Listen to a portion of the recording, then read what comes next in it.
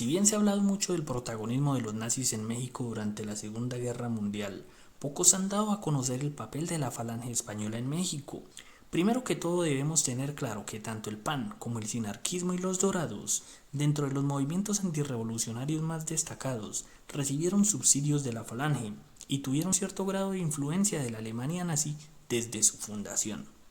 Dentro de estos movimientos y partidos también figuraron el Partido Autonomista Mexicano y el Frente Anticomunista Mexicano, siendo estas 5 fuerzas los mayores bastiones beneficiarios de los 300,000 pesos mexicanos de la época con los que contaba la Falange para el desarrollo de sus actividades. Actividades que buscaban crear en México la más grande de las bases de espionaje y saboteo hacia Estados Unidos, objetivo que claramente consiguieron Hitler y Franco en menos de 7 años, cuando logran permear e infiltrar sus ideologías fascistas en múltiples poblaciones estadounidenses. Pero ¿cómo lo lograron y qué más tuvieron que hacer para llegar a ello? Primero que todo, la Falange llega a México en 1936, justo después de que Francisco Franco recibe el apoyo de Hitler para afrontar la Guerra Civil Española. Y es ahí donde la colonia española en México forja una alianza con los más de 20,000 espías nazis con los que contaba Hitler en México, entre ellos 16 organizaciones pronazis, que incluían la filial de la Alemania nazi en Ciudad de México y la Acción Revolucionaria Mexicanista, mejor conocida como los Dorados. Cabe destacar que en aquel entonces la colonia española contaba con la mayor parte del dominio de la economía mexicana, y de seguir el auge mundial de Hitler, claramente iban a ser beneficiados. Y dentro de estos grandes empresarios y terratenientes, tanto españoles como mexicanos, se encontraban los hermanos José y Alfonso Trueba Olivares, destacados hacendados de León, Guanajuato, quienes se convirtieron en líderes falangistas, además de que sus padres pertenecieron al Partido Fascista Mexicano y su familia siempre enarboló con orgullo el representar el fascismo, por lo que la suma de intereses ideológicos y económicos los llevó a ser uno de los principales fundadores intelectuales de la Unión Nacional Sinarquista en 1937. El éxito del sinarquismo radicó en que proponían una reforma agraria acorde a las necesidades de peones y campesinos que se vieron afectados por las reformas agrarias de Madero y Cárdenas, las cuales dejaban las tierras más productivas intactas, mientras habían más peones y campesinos sin tierras, por lo cual la Falange desarrolla mediante el sinarquismo un fascismo,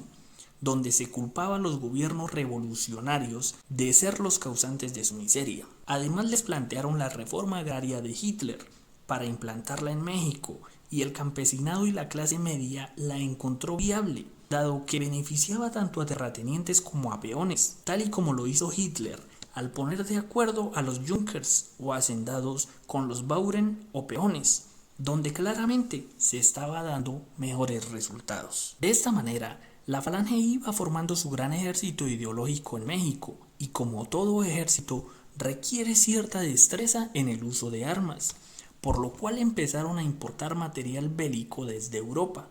el cual ingresaron por Chiapas, dado que los barcos de la Compañía Transatlántica Española las traía hasta Guatemala, a fin de no levantar sospechas, dado que en Veracruz se ejecutaban la actividad de ingreso migratorio irregular de migrantes. Es decir, mensualmente llegaban a México unos 500 agentes de la Falange al puerto de Veracruz sin ser registrados, por lo que ya estando en México adquirían una nueva identidad y empezaban a desarrollar actividades de espionaje bajo perfiles de turistas, profesores y artistas, pero verdaderamente eran agentes adiestrados por la Gestapo para instruir en espionaje, sabotaje y guerra a los movimientos antirrevolucionarios mexicanos. Y aunque estos entrenamientos no realizaban apariciones públicas, sí llegaron a actuar y a efectuar resultados, por ejemplo, en la denominada Rebelión Sedillista de 1938. Por lo que los avances de la Falange continuaban día con día, y para 1939 se funda la que fue considerada la mayor fuerza del falangismo mexicano, es decir, la denominada Acción Nacional, hoy en día conocida como el PAN o Partido Acción Nacional, donde la Falange financia todo el aparato propagandístico del PAN, el cual se materializa en el seminario La Nación, editado por el mismo Manuel Gómez Morín. La Falange también financió el semanario El Sinarquista y también creó su propio órgano de difusión, el cual fue la revista Hispanidad. Mencionados órganos de difusión recibían información enviada desde España a estaciones radiotelegráficas que funcionaban en barcos españoles posicionados en el Golfo de México, y en menos de 2 horas dichas informaciones estaban listas para empezar a ser editadas y reproducidas en territorio mexicano. Todos estos fenómenos también llevaron a que en 1941 los sinarquistas solicitaran al presidente Manuel Ávila Camacho les entregara a 100,000 peones y campesinos mexicanos tierra para trabajar en Baja California, a lo cual el presidente accedió, al contrario de la misma propuesta que le hicieron al presidente Cárdenas. Pero al lograr la acepción del presidente Manuel Ávila Camacho,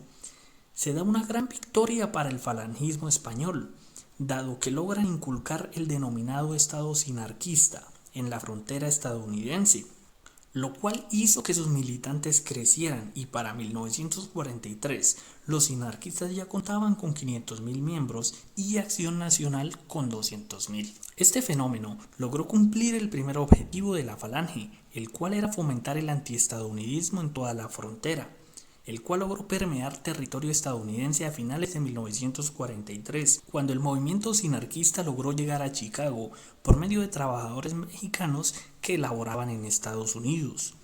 por lo cual el gobierno estadounidense, al darse cuenta de mencionada situación, prohíbe que los trabajadores mexicanos en territorio americano formaran parte de la Cruz Roja y la Defensa Civil, a fin de evitar el crecimiento del fascismo en Norteamérica, tildándolo como el fascismo de Franco. Y aunque el gran ejército falangista en México nunca actuó contra Estados Unidos, dado que las potencias del eje no dieron la orden, inclusive al finalizar la guerra, lograron sembrar no solamente en México sino en Estados Unidos la semilla del fascismo, la cual hoy en día germinó y se hibridó, dado que el fascismo no distingue entre derecha e izquierda, solamente ha evolucionado a pesar de los representantes y movimientos que lo incorporaron en el hemisferio occidental. Queridos amigos y amigas, gracias por llegar hasta aquí. Suscríbanse a nuestro canal si aún no lo han hecho. Déjenos todos sus comentarios y sus me gusta. No olviden compartir y activar la campanita de notificaciones.